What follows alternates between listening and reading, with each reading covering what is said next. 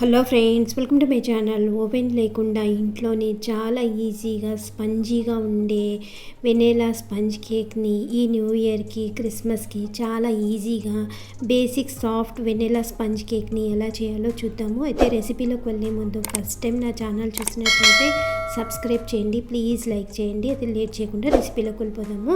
1/2 cup sugar తీసుకుని mixie జార్లో వేసుకుని మెత్తటి పౌడర్ లాగా గ్రైండ్ చేసుకోవాలి. నేను ఇక్కడ 3 eggs అయితే తీసుకున్నాను.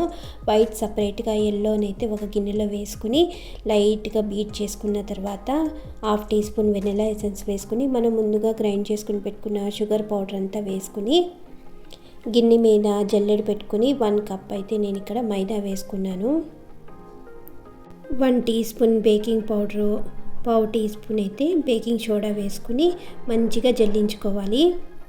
ఇలా జల్లించుకోవడం వల్ల మనం పిండి కలిపేటప్పుడు ఎక్కడ లమ్స్ లేకుండా స్మూత్గా అయితే మిక్స్ అవుతుంది.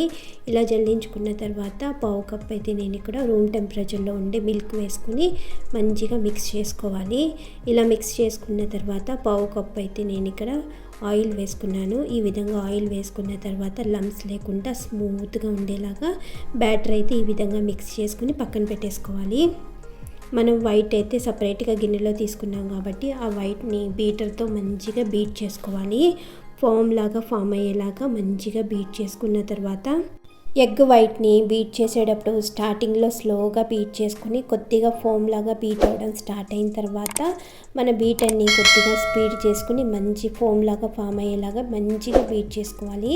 ఈ విధంగా స్టిఫ్గా బీట్ చేసుకున్న తర్వాత మనం ముందుగా ప్రిపేర్ చేసుకుని పెట్టుకున్న కేక్ బ్యాటర్ని కొద్దిగా కేక్ బ్యాటర్ని వేసుకుని మంచిగా మిక్స్ చేసుకోవాలి.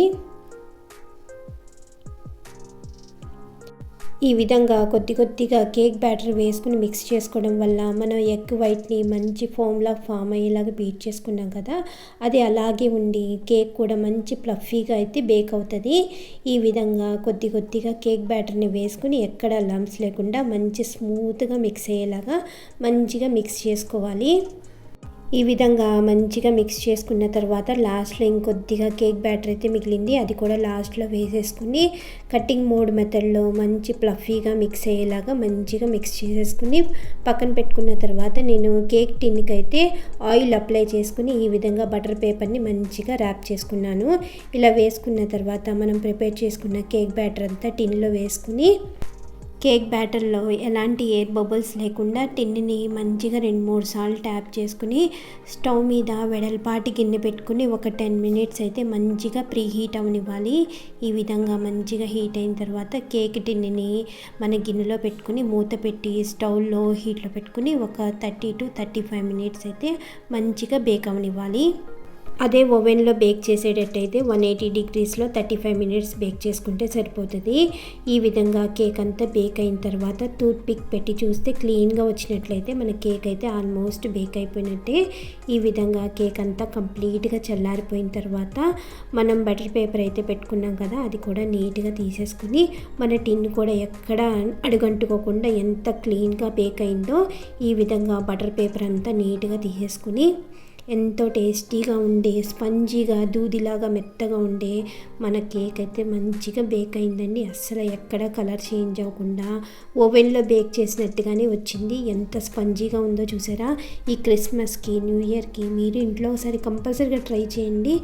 ఈ విధంగా ప్రిపేర్ చేసుకుంటే మనం బేకరీకి వెళ్ళి కొనాల్సిన అవసరం కూడా లేదండి. చాలా ఈజీగా ఇంట్లో ఉండే ఇంగ్రీడియంట్స్తోనే మన బేసిక్ స్పంజ్ కేక్ని అయితే ఈజీగా ప్రిపేర్ చేసుకోవచ్చు. నా రెసిపీ నచ్చినట్లయితే ప్లీజ్ లైక్ చేయండి, సబ్స్క్రైబ్ చేయండి. Thank you for watching.